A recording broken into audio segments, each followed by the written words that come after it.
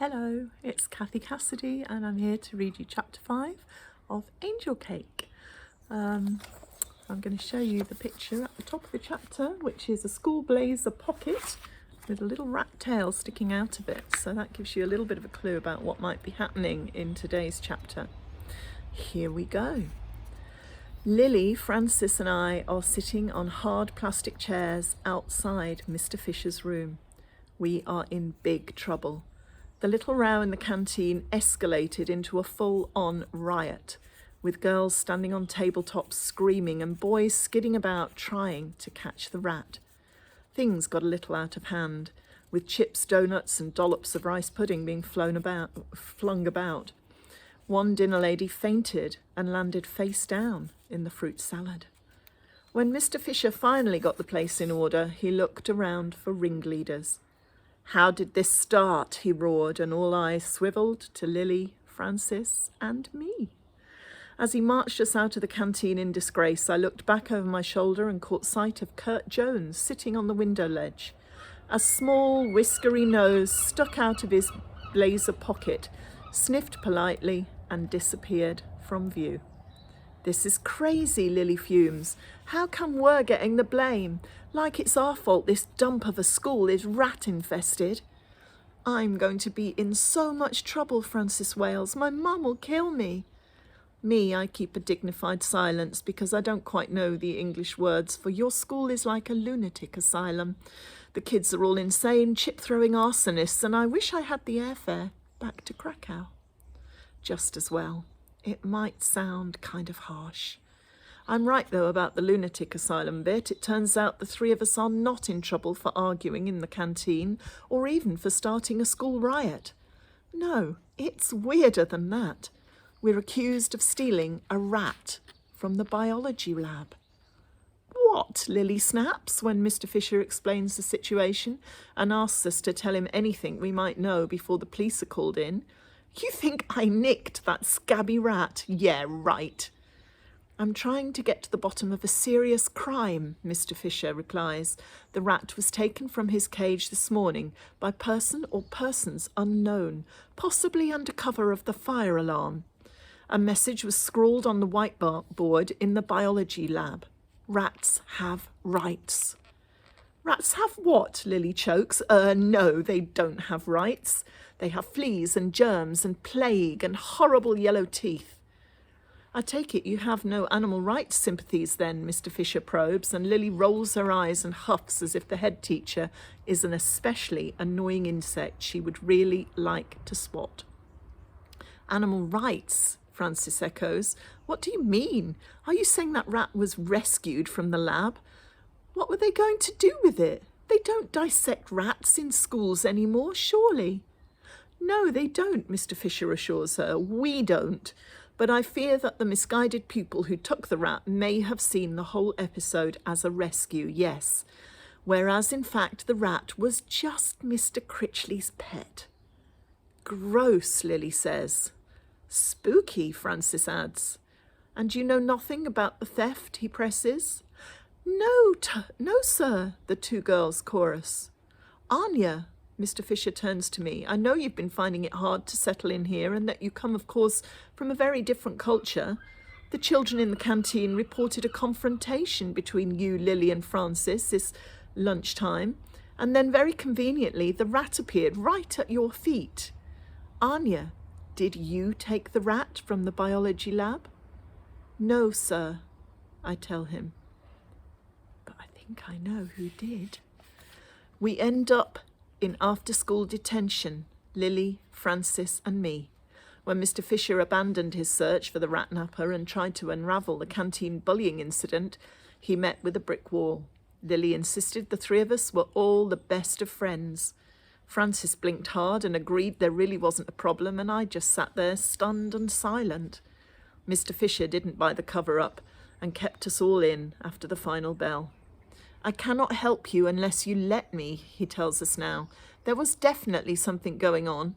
I don't know if it was bullying or if it was linked to the missing rat, but it was definitely something. One way or another, I intend to find out." "Yes, sir," Francis says, rolling her eyes. We sit in silence, writing out the legend, "I must respect my fellow pupils," over and over again. It is a bit much when Lily is the only one of us to have a problem with respect. Over in the corner, Kurt Jones is writing lines too. "He's in trouble for going missing during the fire alarm," Francis whispers, raising an eyebrow. "Good job Fisher hasn't worked out where he really was." I remember Francis telling Miss Matthews that she saw Kurt running towards the science block earlier and follow her gaze across the room. Kurt is leaning over his desk, the tip of a slim pink tail, just visible, sticking out of a blazer pocket. At 4 o'clock, Mr. Fisher looks at his watch. "Well, young man," he says to Kurt Jones, "I hope you've learnt your lesson. Disappearing during a fire alarm is a very serious matter, even if you did need to go to the toilet rather urgently. We searched high and low for you." "Sorry, sir," Kurt says, "it won't happen again."